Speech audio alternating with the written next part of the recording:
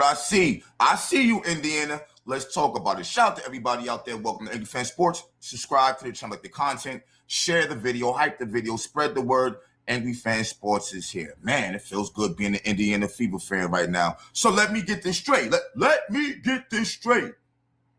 Lynn Dunn is now a coaching consultant for Stephanie White. I like this. I like the sound of this. You know what this tells me? It tells me you better watch out. You don't got to be here. You can be replaced. They're putting you on probation. That's what they're doing. They're putting you on probation. You got to understand something, y'all. The Indiana Fever thought they were going to upgrade from Christie's size. That's what they thought when they got Stephanie White. It was going to be an upgrade. It wasn't. It wasn't. All she had to do was coach. They started bringing in all these old players. Then she scrapped CC being the floor general, which is what everybody's trying to see for a motion offense. I've been saying this the whole time. It don't make sense, her offense. Why is Aaliyah Boston bringing the ball up? That's not what she's supposed to be doing. She wouldn't be doing that on any other team. Stephanie White tried to make the Indiana Fever her personal little plaything. Hey, Caitlin Clark, you go play forward. You go stand in the corner while we watch Kelsey Mitchell take all the shots, while we watch Eric McDonald come in and take mad shots. Like, what are we talking about here? Y'all don't got to pass it to Clark. Y'all got it. You watch Clark go off your set. You was all mad watching her score them points versus the Liberty. You didn't even clap when she was hitting the threes. You look pissed off. This ain't why they brought you here. And me personally, I got to be real with you, man. I always thought it was stupid because some things are just common sense here. But once she's stubborn. She said this in multiple interviews. That she's stubborn. And this is the reason why she's on probation right now with the Fever. This is why. They got a great thing. This CBA deal, this whole big, bro, they got a lot of bread because Clark brought a lot of fans in. Them fans want to see her play. They want to see her play. Even though she was getting beat up as a rookie, we were seeing her play, period. And we seen the results.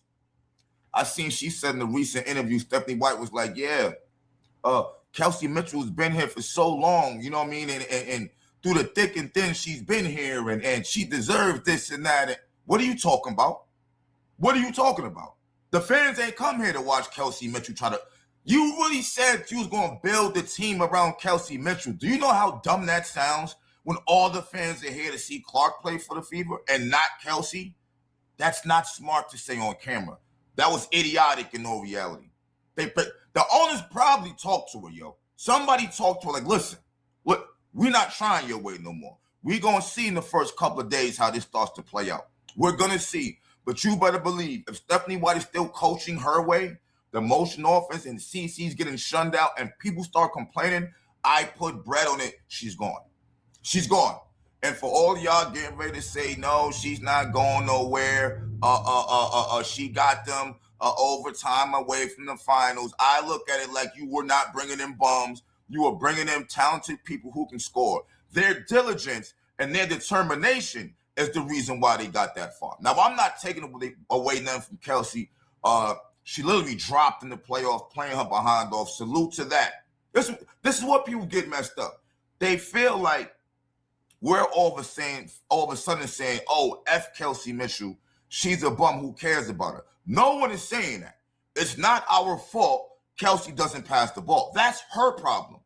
That's her problem. What we are saying is we want to see Clark ball. That's it. So if Kelsey don't know how to pass the ball and Kelsey wants to make it all about her, she can go then, because that's not what the majority of the people watching is watching for. That's just common sense. So I don't know why Stephanie White said all that crap she was saying in front of them cameras. She blatantly lied. You brought DeWanda Bonner over and she scammed the Fever, basically. You went from saying you spoke to her and things are right to the next day. You blatantly lied to everybody. To the next day saying, I don't know, I didn't speak to her. The drugs made you forget what you originally were saying. Y'all had a whole now you know rollout. That was crazy. Like, oh yeah, the team's gonna be mad now. And then you played completely different. It's like, because I think she's an Asian anyway. I think she was sent there. I think Kathy Engelberg now knows what time it is her damn self. Like, now that all this money got spent, them owners going to be pissed off if them ratings ain't where they supposed to be. You know how the ratings get where they supposed to be? By you putting the ball in Clark's hand. Duh, she's just the most popular person right now in all of female sports. I'm just saying, they're congratulating her at baseball games, football games. She's a photographer for the rest of the season for the Pacers. She's playing golf. She's the most popular person. Why would you try to hold her back? It just doesn't make sense. And Kathy was being petty, and I think she sent Stephanie White over there. Because that would have been the only way to slow them down. The teams were having problems beating them after they got on the same page. They were having problems her rookie season. Stephanie White destroyed everything. All she had to do was watch the Fever. And let's be real here. She was coaching the Connecticut Sun. It ain't like she didn't know the Fever were on fire the rookie season. A player had to poke Clark in the eye, for God's sake. What are we talking about? And she didn't care that Dejanay Carrington did that either. Let's not forget that. It ain't like she had to sit down or anything of that nature. She literally didn't care. All she cared about was getting past the Fever. And then you run to the Fever now and take the ball out of Clark's hands? Fuck out of here. No. And I've been saying this the whole time. No. I don't know how this even happened. I really don't know how this even happened. You want to try to build a better team, cool, but you stick to the positive points. You see they're fast. You see they running and gunning. You bring in players who can play like that then. Not former players. Not Natasha Howard wanting to be MVP. Not DeWanna Bonner all mad because she want to start over Lexi when she can't hit a goddamn shot out there to begin with.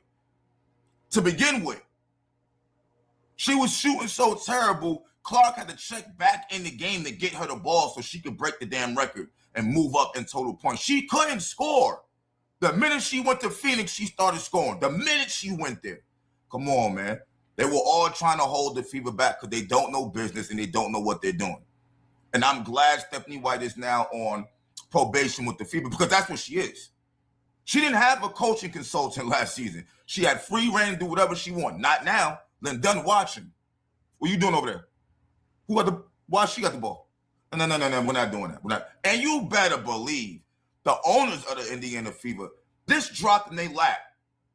I don't think they're sitting back saying, okay, we're going to choose Kelsey Mitchell over Caitlin Clark because it doesn't make sense business-wise. They've had Kelsey Mitchell all this time and nothing's happened. Like, come on, it is what it is. It's not Clark's fault. Kelsey Mitchell couldn't win more than 13 years, 6 years in a row. She literally needed Clark to get there to do something, to smell a playoff, to smell it. And I ain't going to talk about how she messed up the second game, which is why we lost to the Connecticut Sun. That was her fault, too. Nobody brings that up. But whatever. I'm not here to talk down on Kelsey Mitchell, but it is what it is. It's just common sense. I would have never wanted Clark to go to a team where, all right, she's over there with Enrique, and now we're watching Enrique take all the shots. No. The fuck you mean? You see this fan base? You see all these leagues moving to NBA arenas for the Indiana Fever? Hello. They were the only team doing that. You know why? Because the fans want to see CeCe. So as a coach, you got to understand that if you're going to take that position. You got to understand that. And once again, I get it. Clark lets to play free-spirited, take a 30, 35-foot bomb, shooting from damn near half court, but there's a good chance it goes in. That's what we want to see. Period. So I'm glad Lynn Dunn is now on her behind. Watch this season. I bet you we start seeing Clark play her game more. I put money on it. And I'm hearing they're getting new referees. Oh, yeah. She's switching the whole game as she should. There's a reason why nobody cared about the WNBA. There's a reason why nobody watched the WNBA. They are literally superstars who could probably walk down the street and people will walk right past them. Not even realize who thinking they're just tall. Not even knowing they've been playing ball all this time because nobody cared to watch. Clark is actually lifting this league up to where people are going to watch. Once you heard Clark wasn't going to Project B, did you hear anything else about it? I haven't heard anything else about Project B. Wonder why. Look at Unrivaled. They didn't have Clark again. Anybody cared? Did anybody watch? She's the needle pusher, not Kelsey, not Stephanie White. And Stephanie White caused so much internal damage in the locker room, I feel like. Bro, she got to leave Boston playing point guard. Why? Who else will make Aaliyah? She got her playing out of position, which messes up her stats. We got somebody over here who can legit get the MVP if you actually knew how to fucking coach. I'm not mad at all about this. And Lynn Dunn is the one who drafted Caitlin Clark. Lynn Dunn was happy she had Caitlin Clark. Lynn Dunn was there when Christy Sides was there with Caitlin Clark. So she already seen what the Fever could do. She probably sat back and she probably felt the same way as the fans, like, what the hell just happened to this organization? We got to fix this. While you over here worrying about March Madness. Like, anyway, let me know what you think, man. I'm out. I love this, though.